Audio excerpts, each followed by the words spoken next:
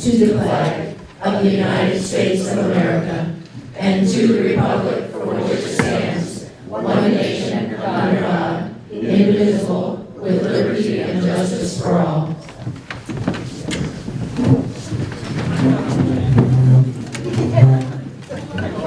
So the League of Women Voters of the Reading area is very happy to host this event tonight. We're also pleased to be here at the Frontier Senior Center, and thanks to Trish Clark and the facility for hosting us. As a matter of fact, if one of these three candidates does not get 50% plus one vote, they will not win the primary, and there will be a runoff in November. So I'm sure they're all hoping that they'll get 50% plus one. My name is Mary Spiegel, and I'm your moderator. I would ask you please to silence your phones. The League of Women Voters of the Reading area neither supports nor opposes candidates in any election, but seeks to promote an informed vote and to acquaint voters with all of the candidates and the issues. I have been an observer of the Board of Supervisors meetings for the League this past year, and I can't tell you how much I've learned to appreciate the impressive depth and the breadth of the job that these candidates seek. But as I said last night at the District 1 forum, Google AI says it's not such a big deal. They have it, the job description reduced to 2 sentences. I'm sorry, this microphone's getting a little jumpy here. So Google AI says the Shasta County Board of Supervisors is a 5-member local governing board for Shasta County, elected to 4-year staggered terms to represent distinct geographic districts. They hold executive, legislative, and quasi-judicial roles, overseeing county departments, setting policy, approving the budget, and appointing officials. So that's their job description. We're going to be following the League of Women Voters standard procedure for candidate forums. To begin, each candidate will have up to 3 minutes to introduce themselves by explaining their background, giving us a general idea of their concerns for the county and the reasons for running for office. Following the introductions, I will ask our candidates questions submitted by those in attendance tonight. Questions will be directed to the candidates in rotating order so that the same candidate is not always the first responder. The candidates will have up to 2 minutes to respond to a question. The forum will end with a closing statement of up to 2 minutes by each candidate. The order of speaking tonight was determined by lot. Statements and responses will be timed. Our timers are right here up in front. 30-second warning, and then your time's up. Statements and responses, oh, here we are. I'm sorry, I lost my place. Tonight's event is being recorded by KRCR-TV, right back here, our wonderful gentleman, Adam from KRCR-TV. And then we have our videographer for the League right here, Michael, and he is doing a video that will be on our website. And the one for KIXC will actually be sent to KRCR. YouTube. You said KIXC, it's KRCR. KRCR, what did I say? We're also covering. Okay, and Shasta Unfiltered is here, thank you. So we're going to conclude at 7:30 tonight, or sooner if we run out of questions, but we have so many questions over there, I don't think we're going to run out. Finally, please do not clap or shout in response to comments by the candidates. We have a limited amount of time, and we want to answer as many questions as we can. We will now hear the opening statements of up to 3 minutes from each of the candidates. And our first person to give the statement is going to be Mr. Gallagher. Well, good morning. Hi, everyone. Thank you all for coming out tonight and giving up your time. I am Mike Gallagher. I'm a son, I'm a husband, I'm a dad, and I'm a grandfather. And I absolutely love living in Shasta County. As an avid outdoorsman, I want to protect what we have here.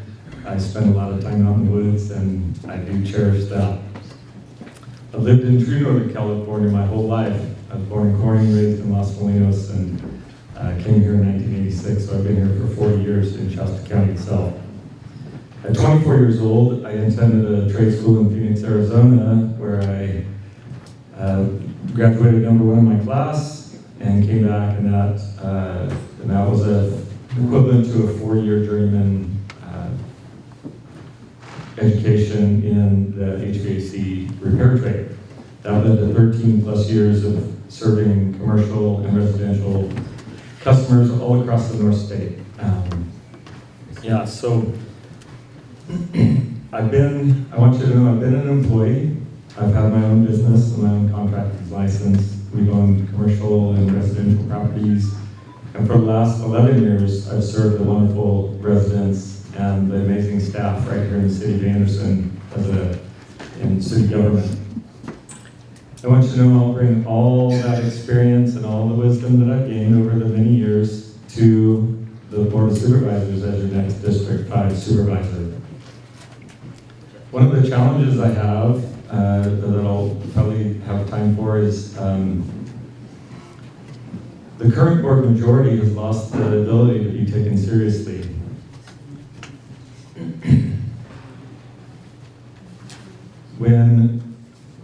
When we have news reports written on the East Coast that are not endearing to us, I have a real problem with that. And so I know that we can do better. I think when we have issues with our work environment at the county, with the workers, I think that's really important that we need to fix that. We have to do better. And that's a top-down thing. That comes from leadership, and leadership is the Board of Supervisors. So I want to make sure that we do much better on that, and I think we've got a great record here in Anderson of creating an environment where people actually do want to work and they stay and live, work, and play right here in Anderson. So thank you. Thank you, Mr. Gallagher. I think Mr. Killstrom is next.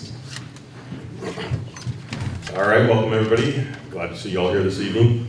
So I was born and raised right here in Shasta County. Went to the same high school my parents went to. My parents went to Enterprise, I went to Enterprise. First moved to Cottonwood in 1988. In 1987, there was a grocery store here in town called Discount Foods, just where the Fastest Place is now, north of Walmart. That was a grocery store back in the day, and I managed that at the ripe old age of 19 years old. Met my ex-wife. We moved down to the Sacramento area, got stuck down there for about 10, 12 years.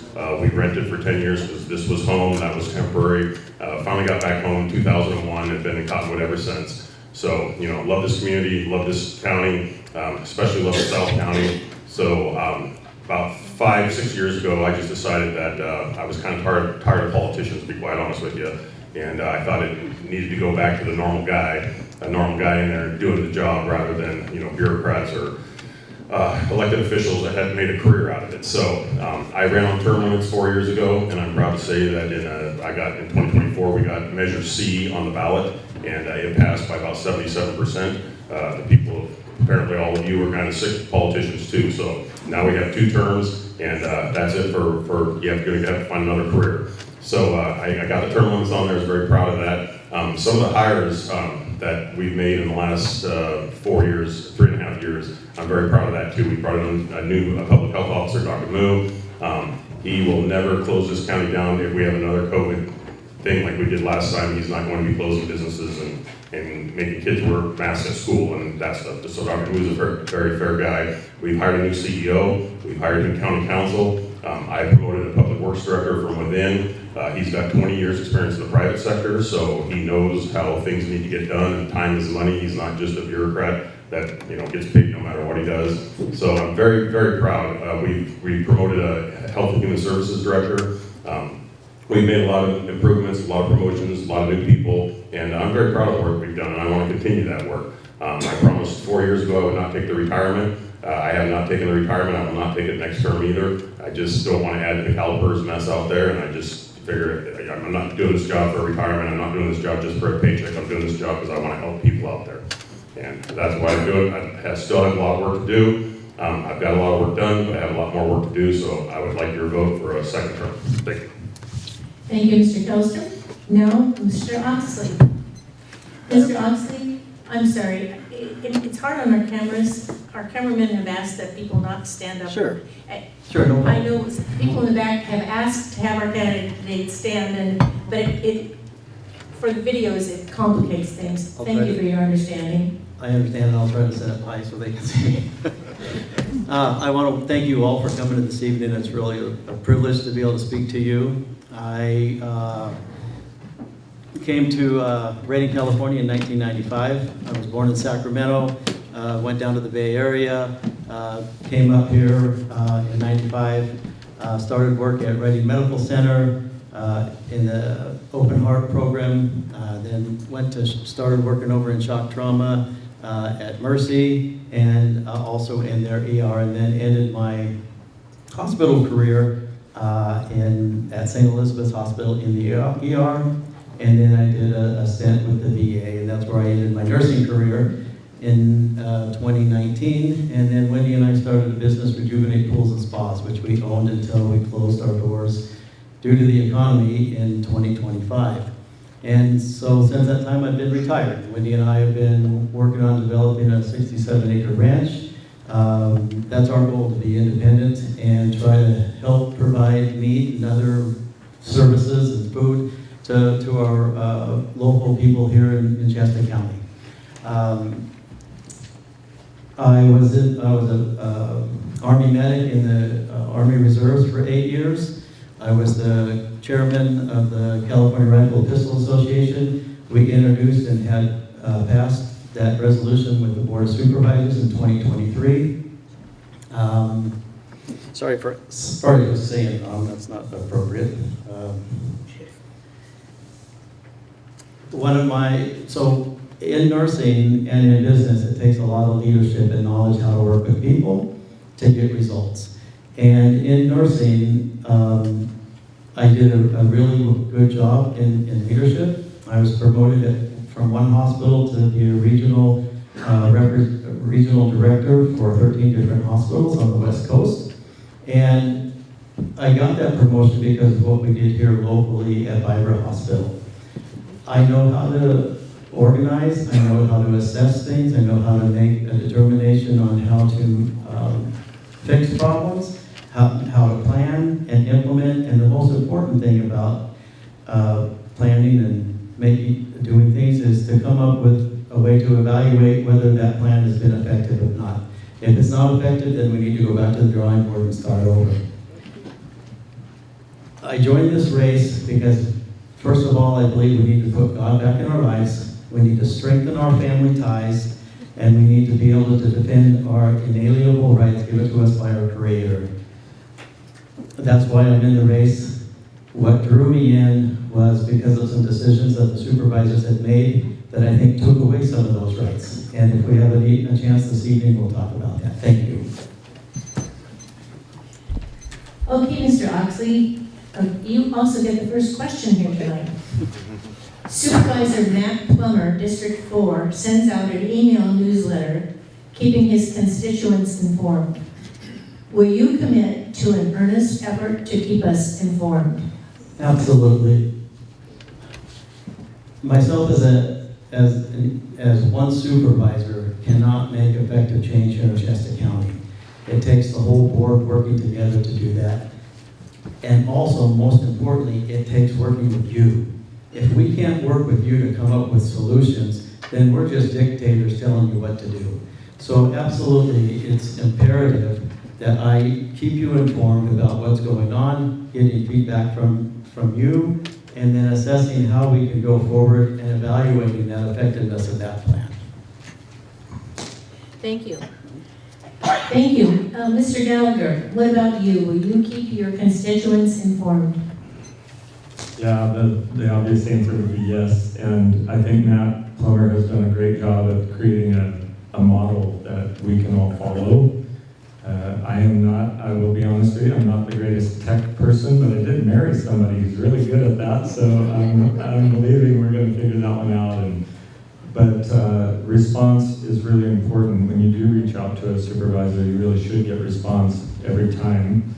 That's what we say yes to, and even if we have situations that maybe we don't agree on, it's more about having a good, honest conversation and collaborating and trying to get understanding. And when we get understanding, we can probably find some common ground. So I think it's vital that communication would continue, and I think we can do that really well. I'm a big fan of face-to-face, and I still use the telephone.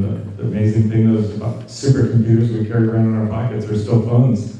So I really like to just have good conversation. That's what I really want to. So some town hall meetings I think will be very, very important, and gatherings, even with those who maybe we see differently. We just don't agree, but we need to be meeting, we need to be talking, and finding common ground. That's what I will absolutely commit to. Thank you. And Mr. Kelstrom, what about you? Are you going to put out an email newsletter? Well, I don't know if I'll put on an email newsletter, but I think I keep pretty much everybody informed. I go to just about everything there is to go to in my district. So if there's the breakfast here once a month, I'm here. The VFW breakfast, I'm there. The Shingletown Volunteer Fire Department breakfast, I'm up there. I go to every festival. For instance, Saturday, my schedule was second Saturday of the month, so I had the VFW breakfast, met with everybody there, ran to Shingletown, met with them there, came back down the hill, went to the Spring Fling in Cottonwood, cut the ribbon for the Chamber of Commerce on a business that celebrated its first year. Then I went to the Laborers Day picnic out at Anderson River Park. So I go to just about everything I possibly can go to, and that's actually, I enjoy doing that because I love getting around normal, everyday people that aren't going to send an email, they're not going to make a phone call, they're not going to come to our meetings, they're not going to speak for 3 minutes in public comment. You will never, ever see them coming to us or getting us, but I'll take tickets at the front door of the Cottonwood Rodeo both days, Mother's Day weekend. And, Cool April Nights, I'll be a judge at Cool April Nights. I am like everywhere out there that I possibly can be at. And I love interacting with normal, everyday people that'll come up to me. Again, people that will never send an email or make a phone call, but they'll come up to me and say, hey, keep up the good work. I love what you're doing. I appreciate what you're doing. That's why, again, I could sit back and write an email or a newsletter, but I would rather be out in the community face-to-face, talking to people, everyday people, and doing it that way. Thank you. Mr. Gallagher, you get this next question. What are your top 3 priorities as a supervisor? Yeah, thanks for that question. Top 3 priorities. Well, public safety is always number 1, and I think what that looks like is when the people in Eastern Shingletown can get a phone call, they can have a response that they feel safe about. I think it's the DA, it looks like the DA having all the resources to prosecute all their cases, not just some of them. It also means that probation, who are out there taking care of all those folks who find themselves in the criminal justice system but aren't behind bars. It's the probation department, and they need all the tools they can get to do their jobs effectively. So that's really important to me. I think streets and roads, most of my constituents and folks that I go down to, especially in Cottonwood, the roads are really bad. And I think getting pavement done again, somehow, some way, we're going to figure out how to get some roads paved. Infrastructure is critical. Wastewater treatment plants are critical. Those can't be, you just don't get to kick those things down the road. So that's really important to me. My third pillar too is, as you've probably seen on my website and all my information, is domestic violence. It's something that I'm really passionate about, and we need to do better. It's a county-wide problem, and so I think what I will be doing very quickly is when I'm elected, we'll be having a multi-jurisdictional collaborative presentation before the Board of Supervisors that will tell us where we've been, where we are, and where we need to go, because I believe we need to learn from the experts that are doing the hard lifting in that area and learn from them and see what they need, to do that better. We got to bring that down. That number has to come down. Thank you, Mr. Gallagher. Mr. Kellstrom, same question. What are your top priorities, top 3 priorities as a supervisor? Well, of course, public safety is always a big one, which I'm proud to say we did pass a fire ordinance here last year. We hadn't had a good fire ordinance here for quite some time, so I'm very proud of that work. We do have a fire ordinance in place now, and we got grant funding for 2 fire inspectors to run that ordinance and a masticator to help people with their projects or their properties. So obviously, public safety, law and order is a big one, so I fully back the sheriff 100%. I stand behind him and all the gals and girls, or gals and guys in, well, not blue, they wear green. Every time I go to one of their functions, I wear blue in honor of them, and they're all wearing green. But anyhow, I support the sheriff 100%. Right now, he's working on a total alternative custody program that happens to be in my district, and it's very unpopular with a lot of the residents in my district there. So I'm taking a step back from that one because I'm torn there where I want to support the sheriff, and we need to do something with law and order, but I also have to represent my constituents in that area. So that's a tough one. I want to continue doing the work with resource management. I'm very proud to say that they've made some great strides. They made the permitting process a little bit easier. We cut some regulations that were countywide that we didn't need to have. Our hands are still tied with thousands upon thousands of state regulations, and our hands are tied with those. We can't ignore them. But I'm very proud of the work that team has done. I was in the barbershop one day, and somebody was getting their hair cut, and he didn't know who I was. We used to call that my southern office. And this gentleman told Woody that he had to go to the county and get a permit, and he was really dreading it. And he said that they were really friendly, and they helped me a lot. I said, "You're welcome." And then he said, yeah, he says, "I'd heard that they were horrible to work with, but there was 2 kids that said, no, we want to get your project done." So I'm proud of that work. And then, of course, we're working on the medical hospital, the med school. That's not just a pipe dream. I think that actually can come to fruition. So that's a big one. And I've been working on some large projects in my area. And then the last thing I want to say is we got to save Lake Macomber and Talented Reservoir. Thank you very much. Mr. Oxley, same question. So I have 3 top priorities. 2 of them are very positive and one's not so positive. So the very first positive one is that we need to put God first back in our lives. Everything about our Christian heritage can be read in the Van Buren versus Perry Supreme Court case, where the Supreme Court justices tell that our history of our Christian nation in that case. So the first thing I'd like to do is get our national motto placed above the county insignia in the Board of Chambers. Second thing I'd like to do is I'd like to have a historical 10 Commandment monument put on the administrative property as well. And if it's done in a historical manner, it will not violate the First Amendment and is supported by this Van Orden versus Perry case. The third one would be is I want to create a resolution that lets it be known in Shasta County that we value the Christian values that built this country, that our founding fathers held so dear to. They all said that if we do not adhere to the morals and values and the religious principles, that this republic would not last. Most of us sitting here today were taught that we could not speak religion and politics to our family and friends. I remember hearing that. And how well has that served us? We need to bring that back. The second one is there's a business personal property tax exemption of $10,000 that the Board of Supervisors has only authorized $1,900. I want to get that up to $10,000 that is by state law authorized. The third thing is that our parental rights from so many people, and many of those families are here this evening, have lost their parental rights due to the inefficiency of the Child Protective Services and their inability to provide reunification services. Thank you, Mr. Oxley. Next question for you, Mr. Kellstrom. Are there any political concerns unique to District 5?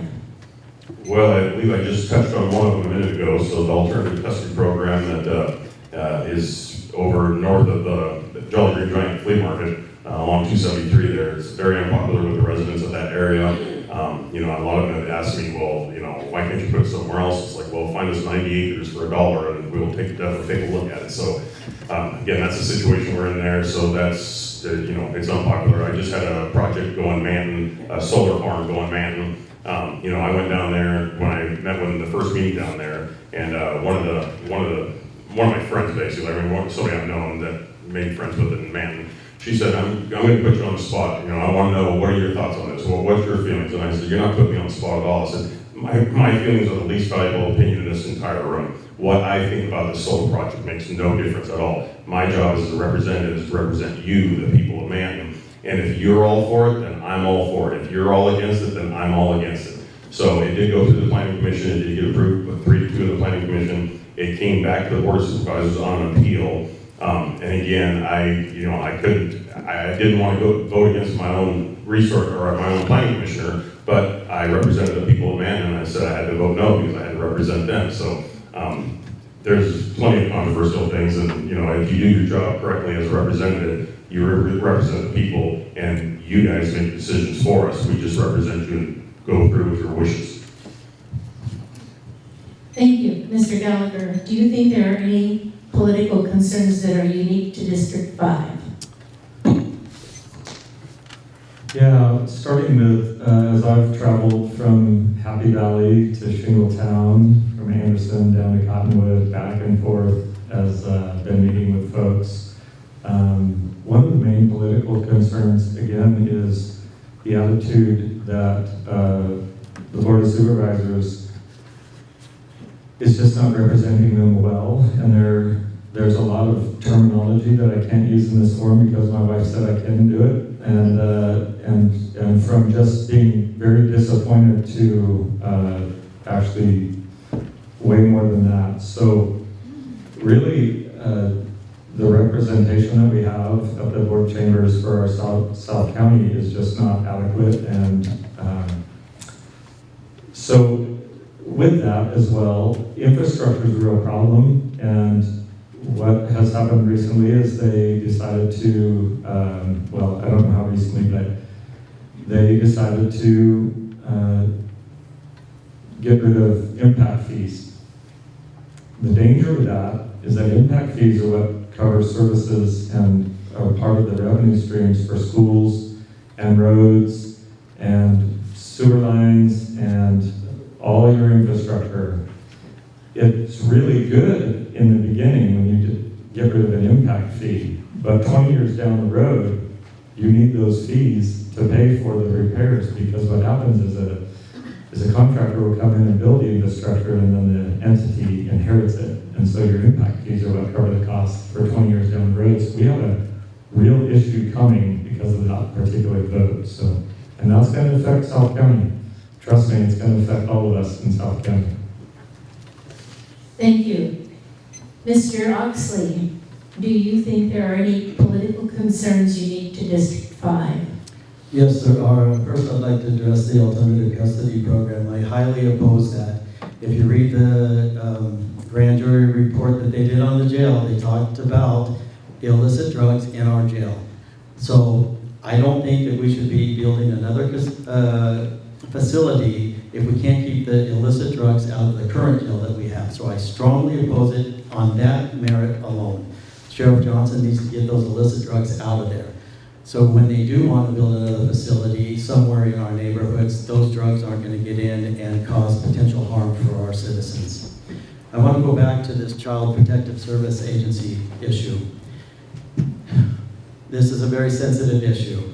Families are here this evening because supervisors have failed to talk to them about this, said it's not in their jurisdiction when it is absolutely in their jurisdiction. As a bare minimum, they could be doing an administrative review to find out if these allegations are true.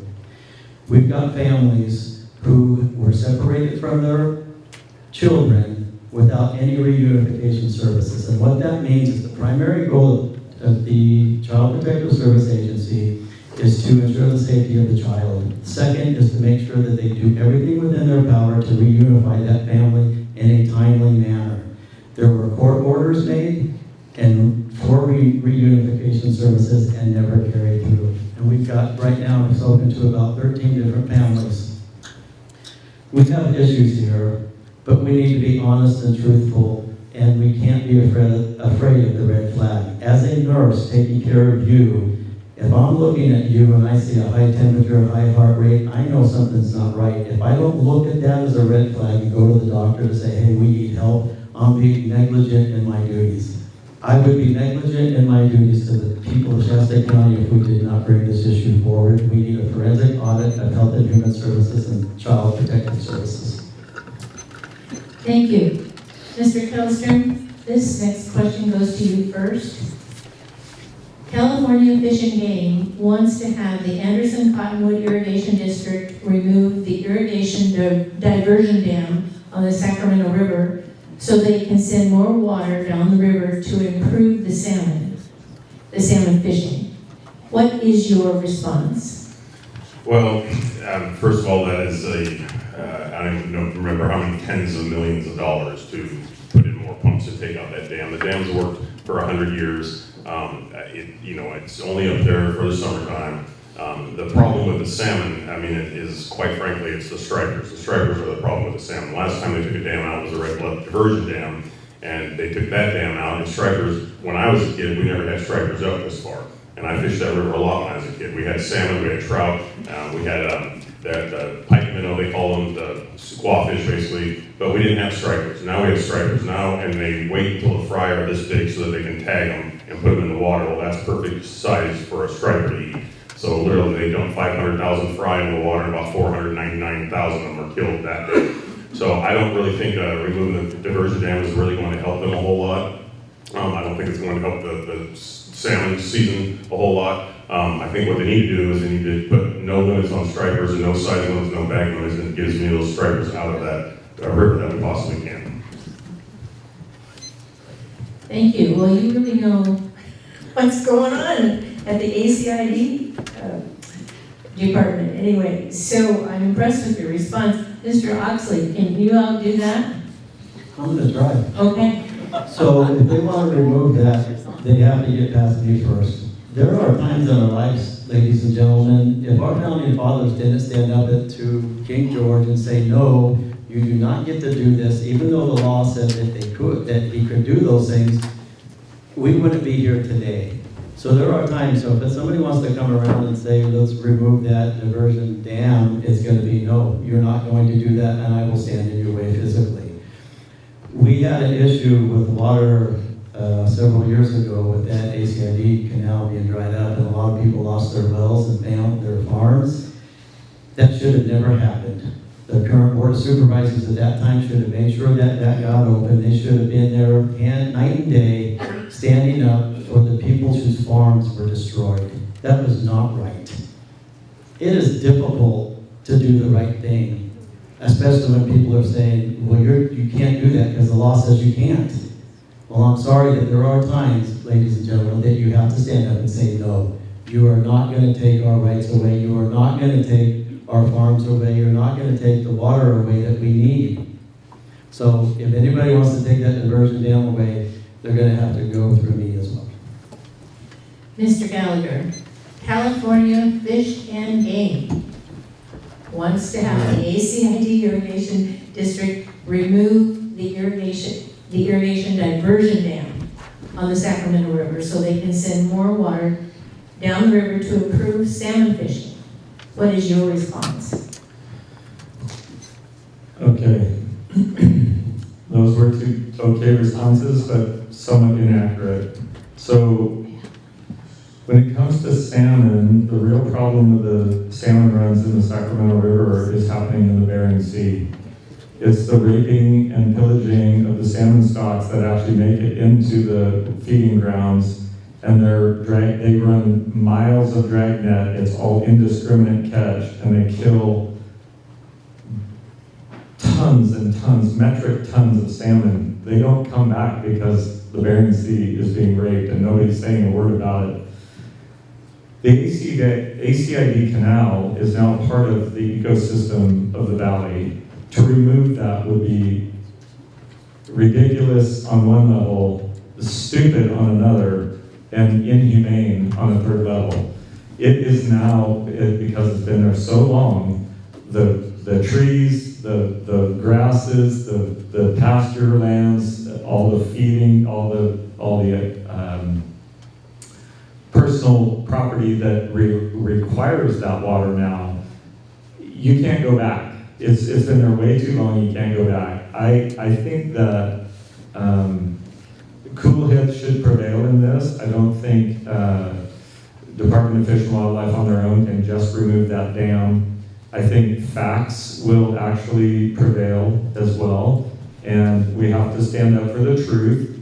And then I would disagree with Mr. Oxley is that the ACID board has their own board. The supervisors don't get to call the shots on that one. They have their own governing board, and they need to be sovereign, and they need to make better decisions maybe, but it's not the Board of Supervisors' responsibility. And by the way, that's a federal facility, so if you decide to go stand there with a gun or anything else, as Mr. Kellstrom did, it's going to be ugly. I'm just telling you.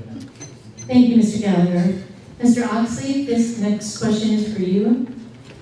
What measures or method do you propose to increase Shasta County jail capacity and to provide funding for staffing the facility? Also, is building a jail on prime Sacramento River property the only option? Where does crime start? Crime starts in the house, with the families. So if we're wanting to make more beds for more criminals, then we've been negligent to helping our families build strong character within our children. So I think that's where I would like to focus things, is at the family level. What can we do as Board of Supervisors to help strengthen our families? What can we do to teach our children morals and values that they will respect the law? So that's where I would like to start there. I already mentioned that the jail has an illicit drug problem. The sheriff needs to take care of that problem before we look at building any other facilities, as far as I'm concerned. If we don't teach our children good morals and values, you guys, we've lost. None of us in here are 16 anymore. We have children that are grown, we have grandchildren. Our schools aren't teaching morals and values, but I believe that as Board of Supervisors, as the head, as the highest up ranking officials in Shasta County, we need to do everything that we can to teach good morals and values to our children, to prevent crime. What happened to the DARE program? We need to bring that back. We need to help children understand that crime is wrong, and that's where I would go. Thank you. Mr. Gallagher, I'm going to repeat this because it's a two-part question. What measures or method do you propose to increase Shasta County jail capacity and to provide funding for the staffing of the facility? Also, is building a jail on prime Sacramento River property the only option?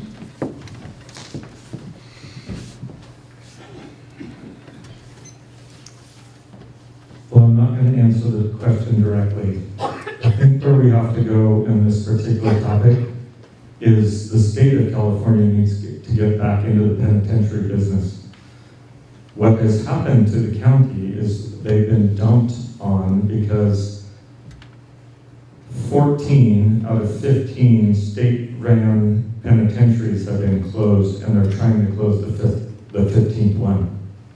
So we can talk about local projects, and we can talk about how we're going to staff the jail, which I don't know how I don't think our county's big enough to staff, to produce enough revenues to staff a 1,200 bed jail. I haven't ran the numbers.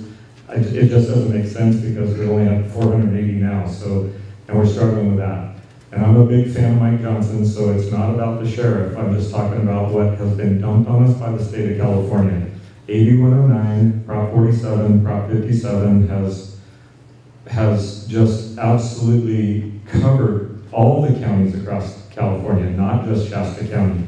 So what I will be pushing for, and I'm going to start shouting this from the rooftops, is we need to open at least 5 of those penitentiaries. We have to get the state-run penitentiaries back in business so that we can lessen the really bad criminals that are in our county jail, there are people in our county jail that should not see the light of day. That's the truth. I did some rough numbers, did some research. We probably have, if we could get 60 people out of our jail, our county jail, and get them back into a facility where they belong, then that would free us up to actually be able to handle what we have going on in our county with the low-level offenders. The other thing I will be pushing for, and I've already had conversations about, is we need to open up our fire camps for the low-level people. And that's a really great way to serve them. Thank you, Mr. Gallagher. Mr. Kilstrom, do you want me to repeat it? Or No, I think I'm good. So 4 years ago, June, after the June primary, they closed the floor of that jail and let basically 100 people out on the street. So I won in November, I was seated in January, so basically in December I started working on that. And I did tell the sheriff at the time, hey, if my idea works, I'll let you have all the credit. If it blows up in our face, I'll take all the blame. So I have let him take all the credit for the last 3.5 years, but now in front of you people, I'm gonna go ahead and take a little bit of that credit because we got the jail fully staffed. Right now, we have a floor closed because they're doing remodels, they're remodeling it. So we have, those prisoners aren't back on the street. We contracted with Calaveras County, and I believe it's, don't quote me, it might be Santa Rosa, but we contracted with another jail, and we have those prisoners being held in those other county jails. So is it the best option for the riverfront property? It's not the best option, but it's the most viable option at this point. It's 90 acres for $1 that we've got, but again, those are my constituents, so I'm going to stay away from that. But what I would like to do is, once we get that floor back open and get those prisoners back from Calaveras County, if we have no place else to put our prisoners, we're still under contract with them, I would look into sending some of our prisoners out to other counties that have room for them and put them in their jails. Thank you. The next question is for Mr. Gallagher. If Measure B passes and a lawsuit is initiated to stop implementation, what will your response be? Yeah, that's a hot topic. My response would be, if the voters vote to pass it, then we will do what it takes to implement it. That would be our obligation as electeds. I think it's important to remember that a group of people went and got the signatures required and got it on the ballot. Whether you're for it or against it, they went through the due process, it went through the courts twice, and now it's on the ballot, and it is actually in your hands. It's not just in mine, it's actually in the voters' hands. By the way, that's the democratic process that sets this country apart from most others. And so whether we like Measure B or we don't like Measure B, I believe that it's actually, maybe in a long time, been a process where the people got something on the ballot, and it will be up to the people to vote for it. And then it'll be up to the supervisors to make sure that we do our best to carry out that measure. That's my answer to that question. Thank you. Mr. Kilstrom. If Measure B passes and a lawsuit is initiated to stop implementation, what will your response be? Well, it's not if a lawsuit will be initiated, it's when a lawsuit will be initiated. So, first of all, I like just about everything in Measure B. I want voter ID. I signed Carl DeMaio's initiative, and I will be voting for that in November. I want voter ID. We had limited drop boxes. We had 20 drop boxes removed out of this county, and the 4 we have left have cameras on them. So we've done some things for election integrity, and again, the mailed out ballots, I would love to see us go back to absentee ballots. But I've said from day number one, you don't change state law, you don't change federal law by putting an amendment in your charter. That's not how it works. So again, you change it by Carl DeMaio getting signatures on the state level, getting on the state ballot, and we can overturn that law and get voter ID. So we will be sued. We've already been sued. We've already had a couple lawsuits involved with it, and it hasn't even made it to the ballot yet. When it gets to the ballot, if it's voted by the people, we will be sued again before it's ever implemented. And I explained to the people that did this, they keep saying Huntington Beach, Huntington Beach, Huntington Beach. So I explained to them at the time, listen, what Huntington Beach did is Huntington Beach put a charter in their city charter, which, by the way, as soon as they did it, California passed a law saying no other county or city can do that. But regardless of that, they put it in their city charter, and they said they wanted to get voter ID. Well, they could only get voter ID for citywide elections. They couldn't get them for county elections, state elections, federal elections. So I explained to these people that were writing this thing, if you want to copy Huntington Beach, then you're going to have to sell to the taxpayers that you're going to take between $2 and $3 million to break out the ballots and have a separate county ballot versus a state and federal ballot. If you want to copy Huntington Beach, so you're going to sell that to the taxpayers. I don't think the taxpayers are going to want to spend an extra $2 million for like 6 races that are on the county, which would be the only ones you'd ask for voter ID for if you want to copy Huntington Beach. Thank you. Mr. Oxley, if Measure B passes and a lawsuit is initiated to stop implementation, what will your response be? I think my response would be that we have to file an injunction to sue the state and to fight back for those rights. And nobody knows for certain. I understand that what Supervisor Kellstrom is saying, but there's no guarantee that the state's gonna turn around and sue us. We won't know that until it happens. So to say and assume that they're gonna sue us is not reality. When it happens, it will happen. But if it happens, then we can file an injunction to stop what they're trying to do, and the fight will just continue. We have the right to do those things as a charter county. Supervisor Kellstrom voted for the charter county, its existence, and now we're trying to use it, and he's been, in my opinion, he's been hindering that process since the beginning, and it's been proved that county council has not proven to be all wise, especially when the judge has overruled it twice. I have supported Measure B from the very beginning, and will continue to make sure that we can do everything that we can as Board of Supervisors to make sure that those principles are implemented if the voters pass it. But we don't even know if the voters will pass it. I'm assuming that they will, but we don't even know if that happens. So we need to get it on the ballot like it is now, where there should never have been a big fight. It should have just been placed on the ballot and let the voters have their day. They went through due process, and to let them vote. That's all. Thank you. Thank you, Mr. Oxley. Next question goes to Mr. Kellstrom. The City of Anderson has taken positive steps to reduce the cost to maintain our sewage disposal operations by installing solar power to reduce PG&E costs. Do you see other possible ways that we could improve Shasta County systems?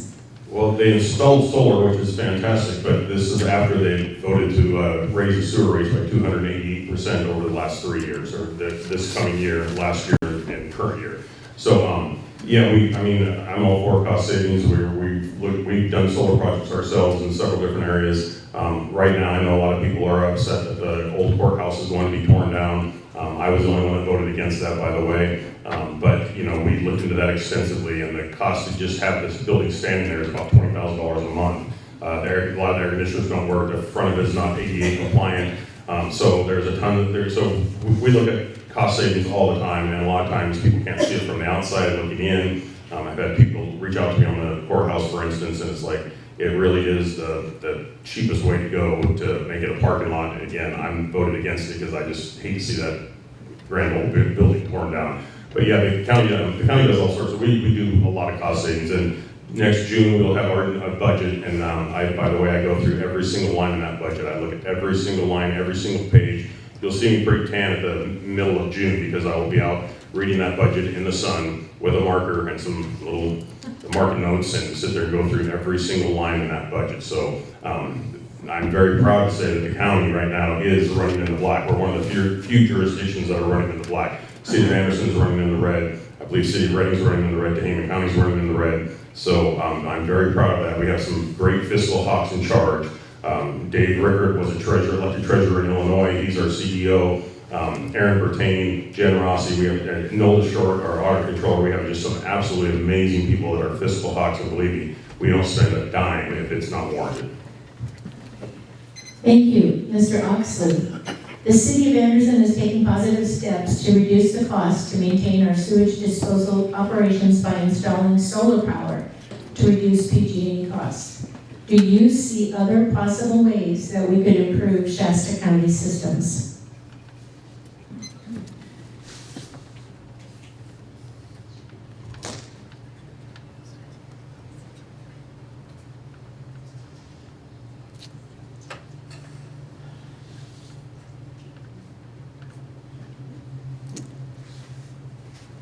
honestly, I can't say that I have a lot of knowledge about the things that the city of Anderson has done, unfortunately.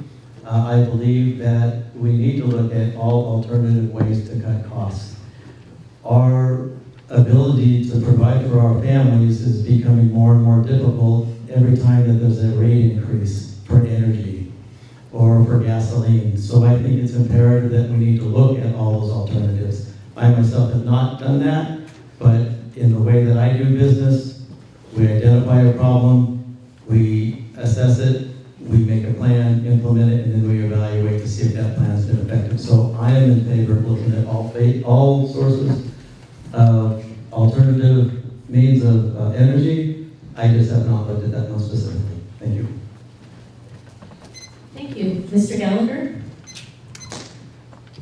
It's true that we have to make the bold, courageous decision to raise wastewater rates by about 280% over 5 years. It'll be a 65% first year that will get us almost breaking even on the cost to run the plant and maintain the 40 miles of pipe in the ground. The second 65 will be the beginning of raising half of the amount of money that we'll need over the next 15 to 20 years, which is about 25 million. We'll be raising 11 million of that to do the repairs and the upgrades that are needed. That particular system is called an enterprise fund. We don't get to use other funds and other monies to maintain that system. It's all by the ratepayer, or you can pass a bond measure and get a 20-year fix on 40-year money, of which we are still paying on a bond from 2007 that will be paid off in 38. So yes, we did raise rates, and that's why we decided to pull the trigger on a solar system, so that we can actually reduce the rates of energy. One of our largest increases over the last 5 years was a 30% year-over-year increase by PG&E alone. That was a $40,000 bill a month that increased by 30% 2 years in a row. So we had to do it. We were behind because we had a flat our income on our wastewater fund was flat for 10 years. We did not raise rates for a decade. It was a 1.9 million income, and that just didn't maintain anymore. So that's why we did that. Now the beauty of the solar project is it's a 65, 65, 13, 13, 13. But we don't have to raise it 13%. We can do less than that. So when the solar project that's operating at 125% of design right now comes through, maybe we can reduce that amount instead of 13% as last year's, and we'll work on that for sure. Thank you. Mr. Oxley, this next question goes to you first. What are your concerns about the Pathways to Leadership project?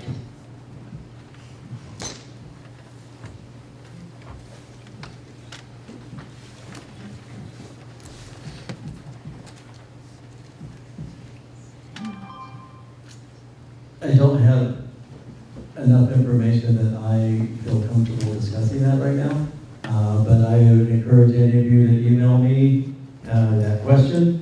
But it's a big question, and I have not come to any conclusion yet. Thank you. Mr. Gallagher.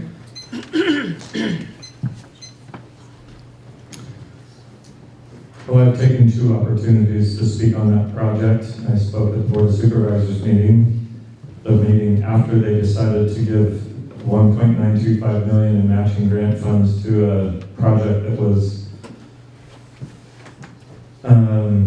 maybe gentle, horrible, ill-advised, unprofessional, and actually there was fraudulent in the application. I read every line of it and found multiple fraudulent statements in it. And so I stood up with my amazing city who showed up, and we said, this is not right. It's disappointing. I can't imagine that any of the Board of Supervisors actually read the application, or they wouldn't have given opioid money that needs to be cherished and used very wisely to a project so wrong. It was just wrong on every level. So I'm very proud of the public who sent petitions around. We got 180 signatures and people showed up. First time in my 7 years and counting career on a dais where we were standing room only. We had an amazing group of folks and 17 very articulate speakers that did a great job. I couldn't be prouder of our community to come out. And we shut that thing down as far as I know. And we need to learn from this. We actually need to learn. We had a project called the True North Center that was going to be brilliant for our county and really do amazing things, and our board majority killed that one. They just killed it, folks. That was a real shame. And then they gave $2 million of opioid money to a project for matching funds. It was just, couldn't be more ill-advised. Great, I'm glad you asked this question because I'd like to clear up some misinformation. Some that was said at our board meeting, some that was just said right here, right now. So that $2 million had strings all over it. That $2 million, when Les Baugh, it was a last minute thing, he thought he had to match. First of all, he did come to me months ahead of time and wanted a letter of recommendation or a letter of support for it. At that point, he didn't say where it was going to go or whose community it was going to be in or anything else. It was just this, Sandra Wilson was brilliant and she ran really good programs, and so I gave him a letter of support. He thought he had the match, and at the last minute, he didn't have the match. He estimated his property to be $1.5 million or $1.6 million, and it was valued at $550,000, so he needed to come up with some funds, and he needed to come up with them quickly. It was a very rushed job. He came to us. It was the last minute to get it onto the agenda. So our county, again, Fiscal Hawks, our county CEO and Aaron Bertain sat down with him, and they tied strings to that money, and they said, in order for you to get this money, you have to get a letter of support from the city council. We do not want to force this on the city of Anderson like the project he just bragged about was forced into the city of Shasta Lake. We did not want to, we wanted to make sure there were strings attached to it, so they had to get a letter of approval from the city council, they had to get a letter of support from either the police chief and or the sheriff, and we tied a third string on there and said you have to get a letter of support from Tracy Neal, the head of probation and who runs the junior detention center, the juvenile detention center. So that money was never promised. That money was saying, if the people of Anderson want this money and the city council wants this money and the police chief is okay with this project, then great, we'll give you the money. That's how you're gonna get it. But if they don't want it, you're not getting it. We're not giving you a dime. So not a dime of that money was given because obviously the city council wasn't for it. My first thought that there's a problem is I texted the police chief from the board meeting and said, are you okay with this project? He says, I don't know anything about it. Nobody's talking to me. So that was the first red flag. There was no money given, and that money would not have been given if you guys did not want that project. Obviously, you did not want it. Thank you very much. Mr. Gallagher, why would having a state men's reentry program be beneficial for Shasta County?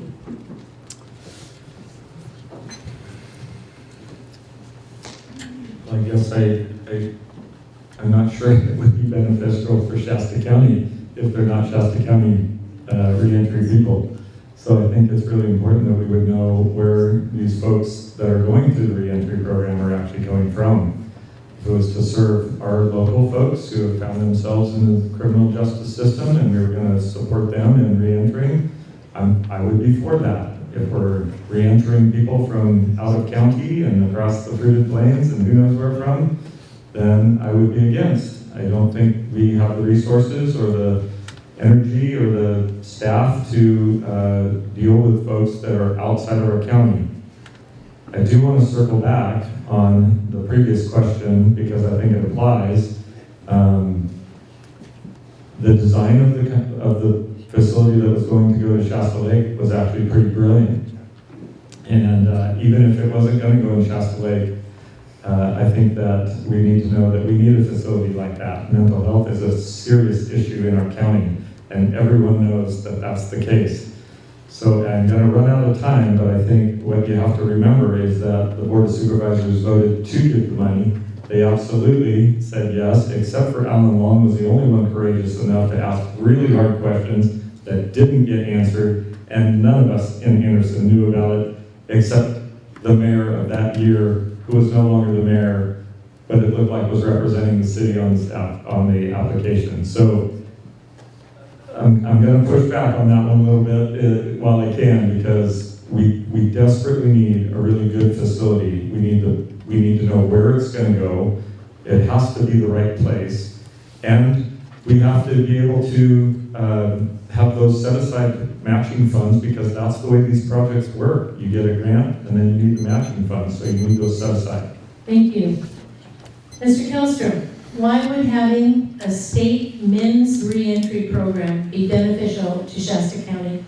Well, again, without taking where it's supposed to be going, there is a company, Amity, and they run these houses in Southern California. I know the sheriff and Kevin Pry went down there and toured them. I believe Matt Plummer might have went with them. And that's why I was kind of out of the loop. So most of my information came from the sheriff, because Brown Act they could not talk to me about it if there's two supervisors involved.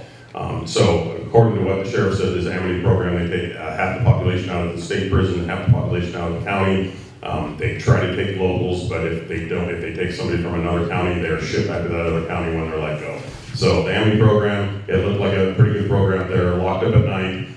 They have ankle monitors on them during the day. They teach them trades. They clean up their records. They get them ready to enter back into society. They teach them a trade. They'll get them a job. Usually they'll be food handlers in a kitchen or dishwashers or whatever. So they're released during the day to go do their job with an ankle monitor on. They have to come back. If they break any of the rules, they go back to prison or jail, wherever they came from. So it looked like it was a good program, but again, the fact of the matter, where they want to put it is in my district, and I have a lot of residents that are not happy with it. So if we were to put that somewhere else, it probably would be a pretty good program for the area. Thank you. Mr. Oxley? I think a men's reentry program is great, but I would not support one that's for the whole state. I think it needs to be for local citizens here. There's just not enough funds, money to go around to support the whole state. The other concern that I would have about this program and about all these other programs that we're talking about is, what is their curriculum? I know that they gave $2.4 million to a organization here. In their curriculum, they were not able to choose their curriculum because every time they choose one, the scientific model is now outdated. So how can you get a curriculum? Why should you get money if you don't have a valid curriculum to help these folks? So we need to not just say, hey, this is a great idea for men's reentry program. We need to look at what's being taught. We need to understand if it's actually really helping them. Are the rates of crime, the rates of mental health, suicide, nothing's really changed here in Shasta County despite all the different programs that we have. So as supervisors, we need to really start looking at the curriculum. We need to look at the bottom line and see what's being taught to these folks, not just taking the word of the people that are seeking the money to provide that service. Thank you, Mr. Oxley. Mr. Kilstrom, this one's for you. What is your plan for homeless services, and what more can be done to clean up the mess left behind by homeless encampments? Well, I mean, that's definitely a problem. We moved some money, some ARPA funds into Public Works to specifically for cleaning up homeless camps. It's quite a problem out there. Now, we'll catch a lot of flack sometimes as a supervisor, and I like to point out, no offense to Nessa, but 99% of the problem, 95% of the problem is the city of Reading. That's where you see the biggest homeless camps is in the city of Reading. It's not so much in the county jurisdiction. Now, with that being said, we do have it in the county jurisdiction. We've had some problems up in Shingletown with squatters more really than homeless. We have some problems up in Happy Valley, same thing, squatters. So, which, we have a problem on Airport Road right now with squatters. So that is a huge problem, but we do have ARPA money funds, and what the county's been doing is, like, for instance, these properties up in Shingletown, we contact the landowner and say, hey, listen, you need to get this property cleaned up, or if the county goes and cleans it up, then we're gonna charge you.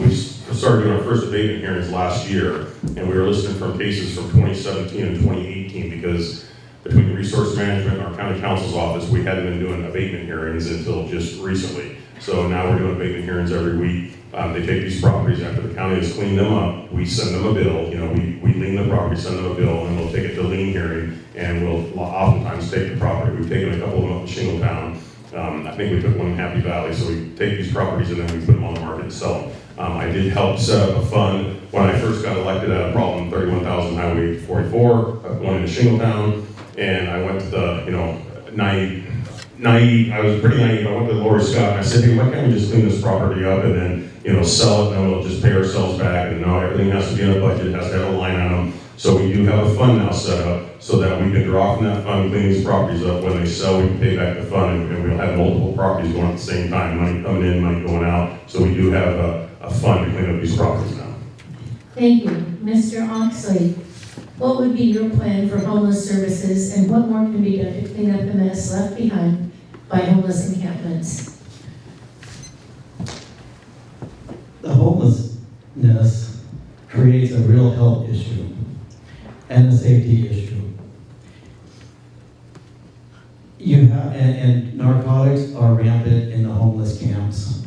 So the first thing you have to do is we need to work and encourage Sheriff Johnson to get the deputies out there to make the arrest on the mules that are bringing in the drugs to these camps.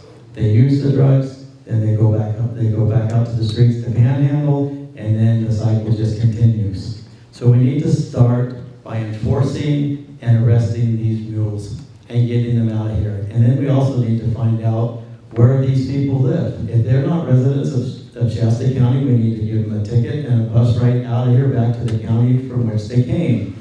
We do not need them here. There is no state law that says we have to keep them here. If they're being a public nuisance, if they're destroying property and creating a health issue for us or our children, they need to go away.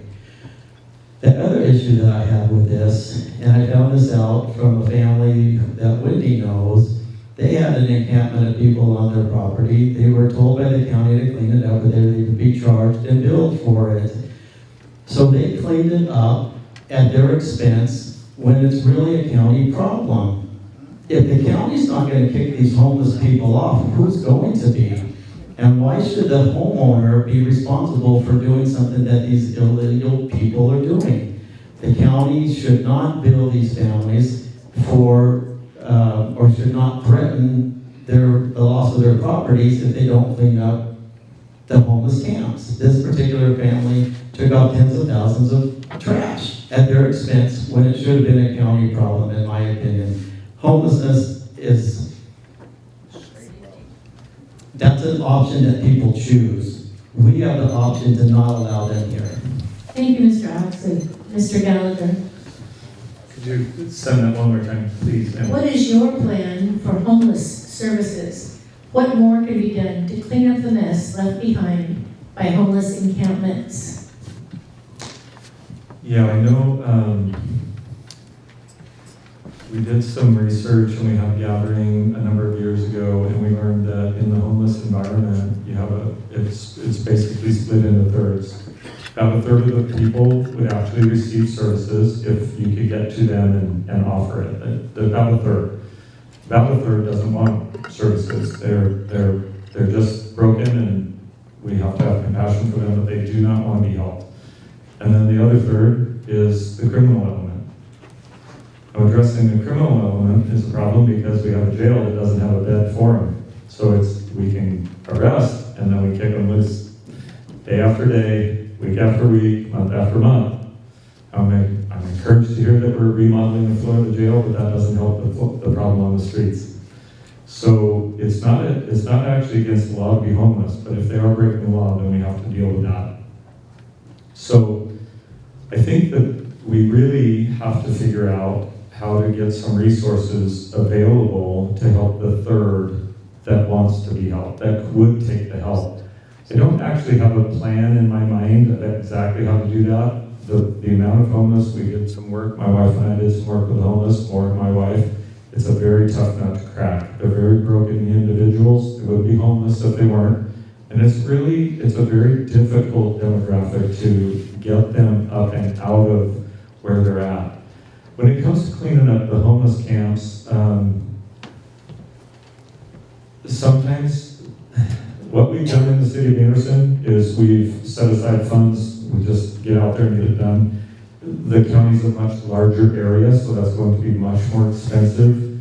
I don't know where the budget's at, if they have, what are the line items out that Mr. Kelsman talked about, but if you're a private citizen, oh, I'm out of time, so I'll leave it at that. Thank you, Mr. Gallagher. Next, Mr. Kellstrom.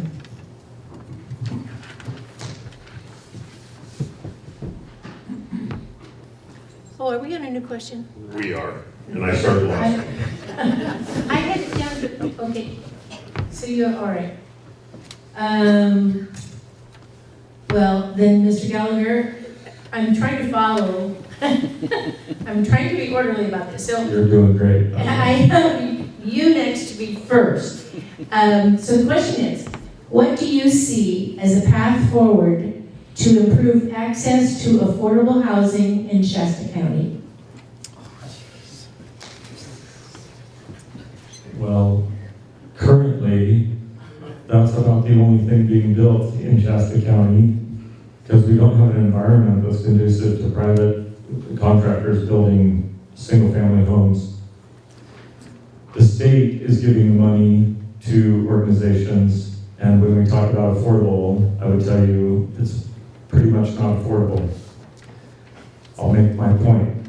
So what happens is they have to stack fund projects with multiple areas of resources, meaning monies, from different buckets of money from the state. And one of the main buckets is active transportation, or bike and ped.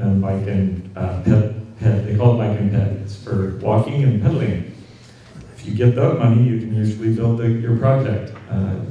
The challenge with that is, as much as I love Just Lugo up in Shasta Lake City, the project that they're building on Main Street there is going to cost the taxpayers about $736,000 per unit.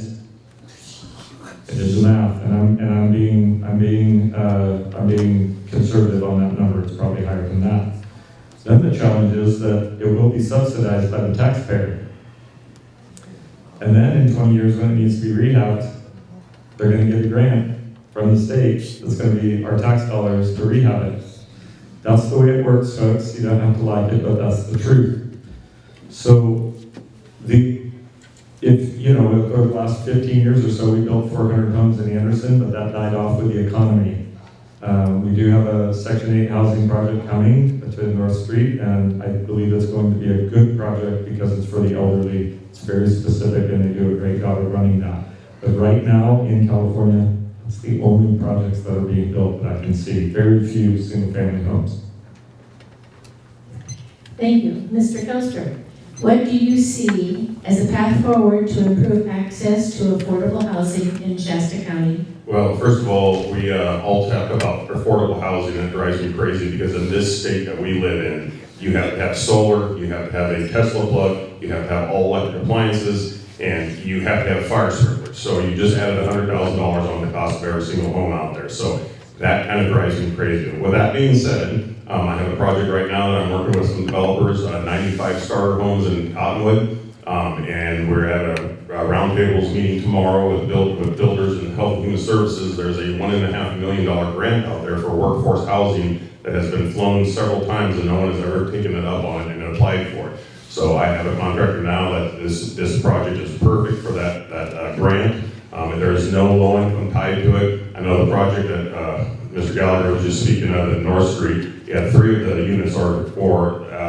senior citizens, low income senior citizens, which is great, but one of the other units is for homeless. So I believe that's why you guys did send a letter of support to it when it was going through.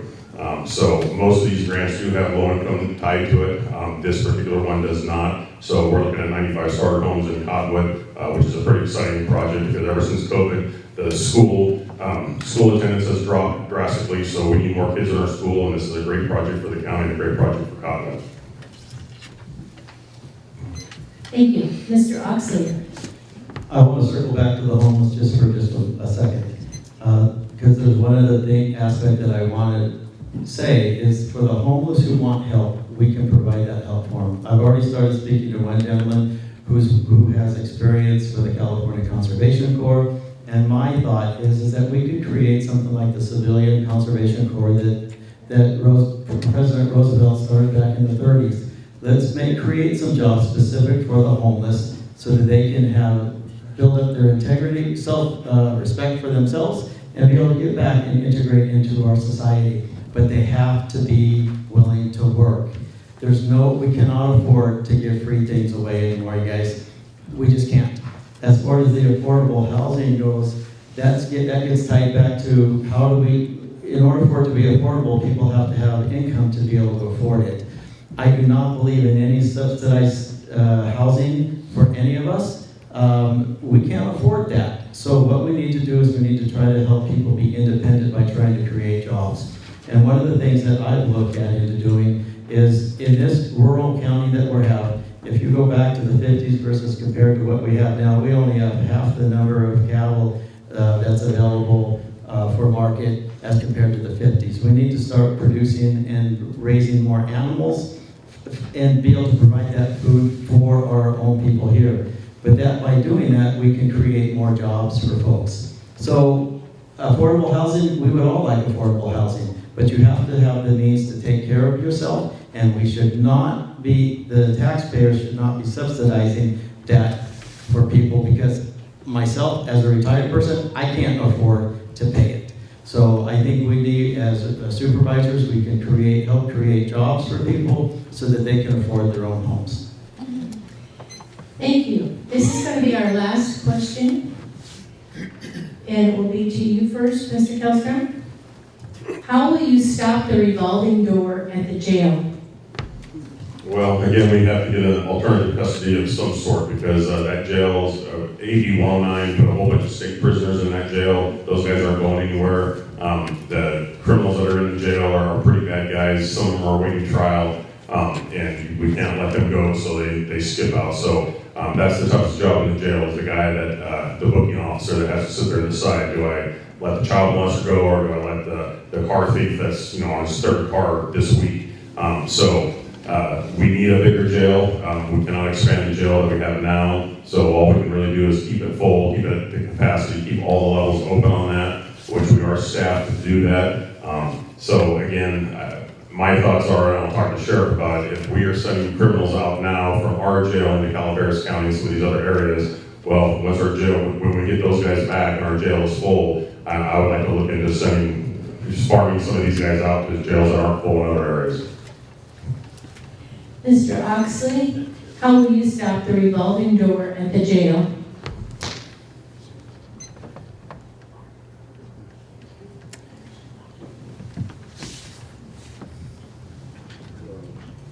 If we don't have beds for criminals, where do we put them? That's the bottom line. What are we going to do with these folks? We have dug ourselves a huge hole.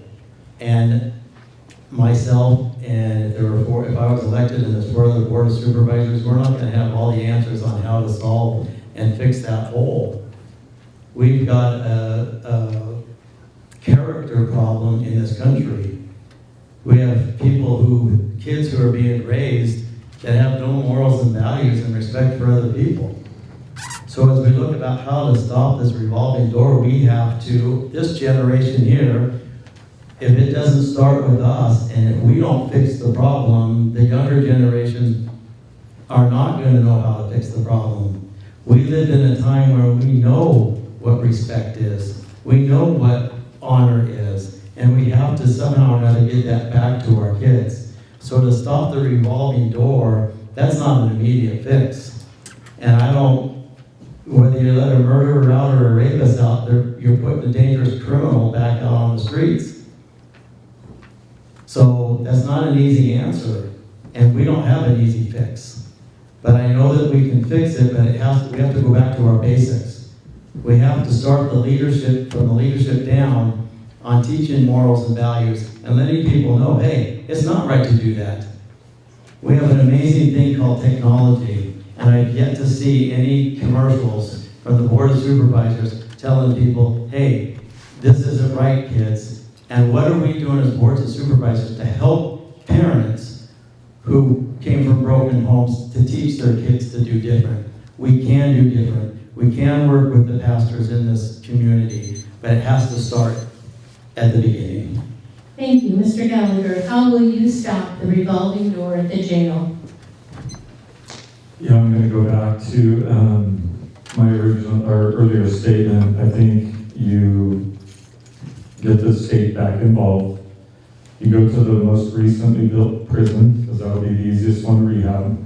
You get that thing open, you give every county a little relief. And you go to the next newest prison, and you get those doors opened.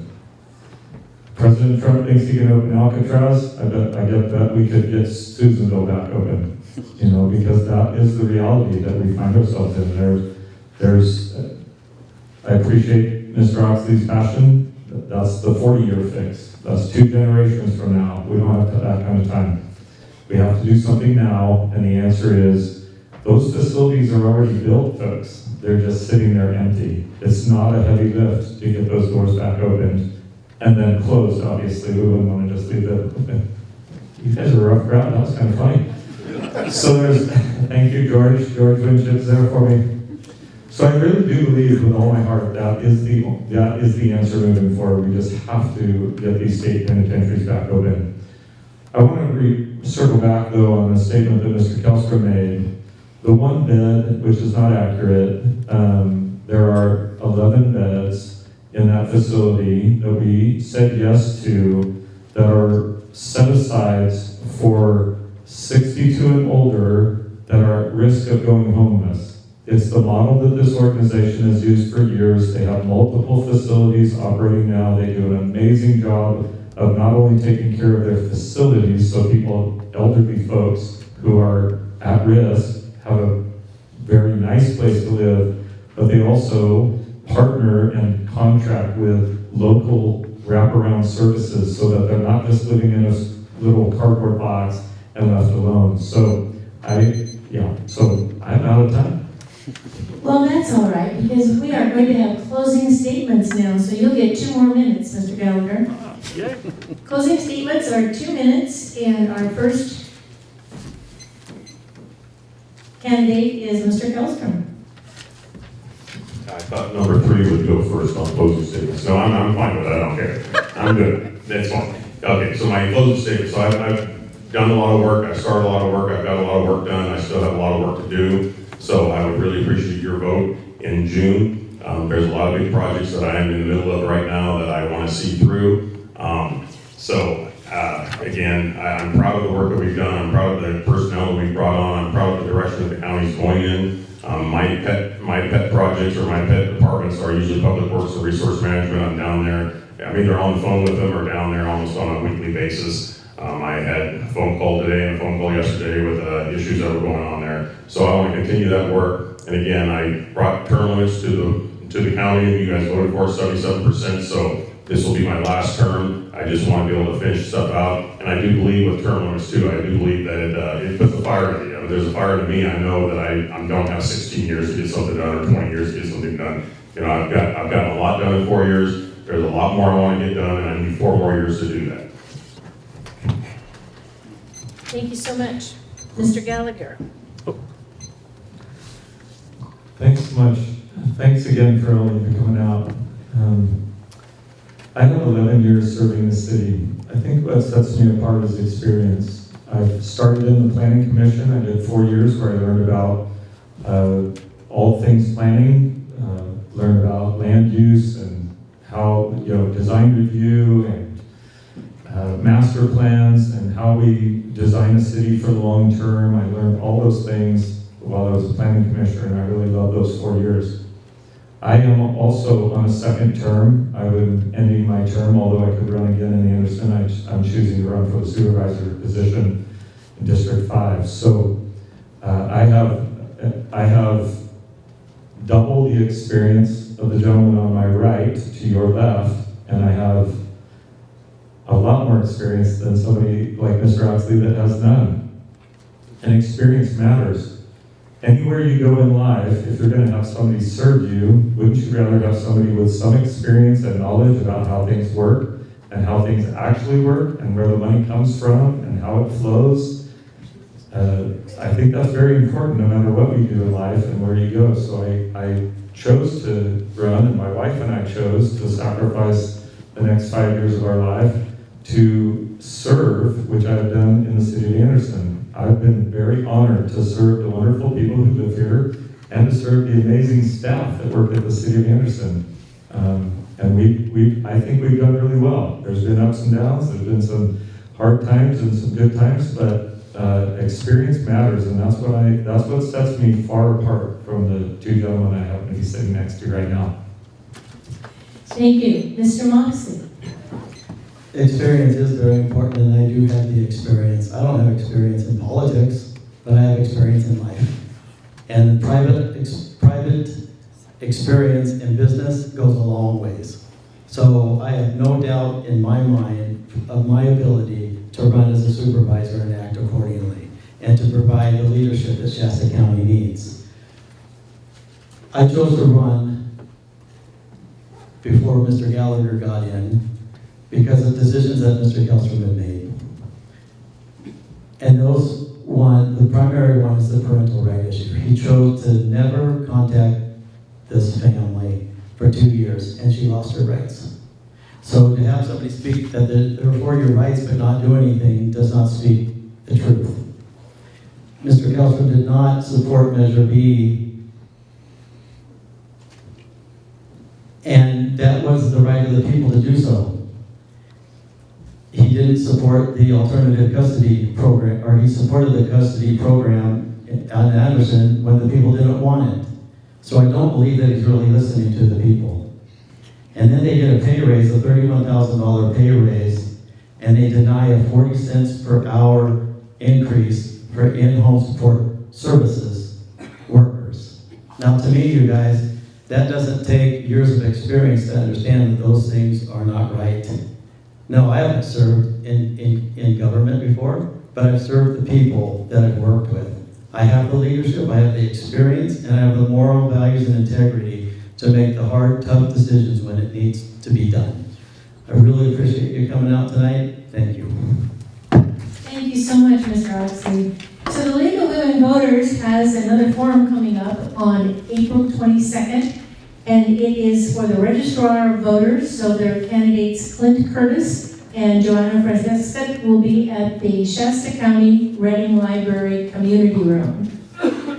On May 1st, we're going to have a forum for the California Assembly representative for District 1, and that will be at the Riverfront Theater downtown.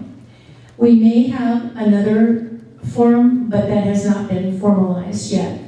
So if you know someone who has not yet registered to vote, tell them to go to vote.ca.gov. That concludes our forum. Thanks to the candidates, thanks to the audience, and thanks to Frontier Senior Center for hosting us.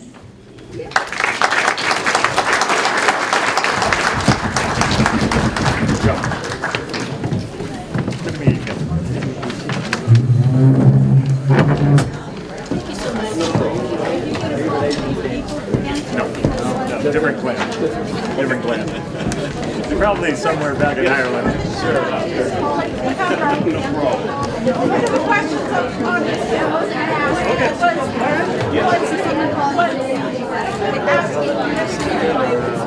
At some other time.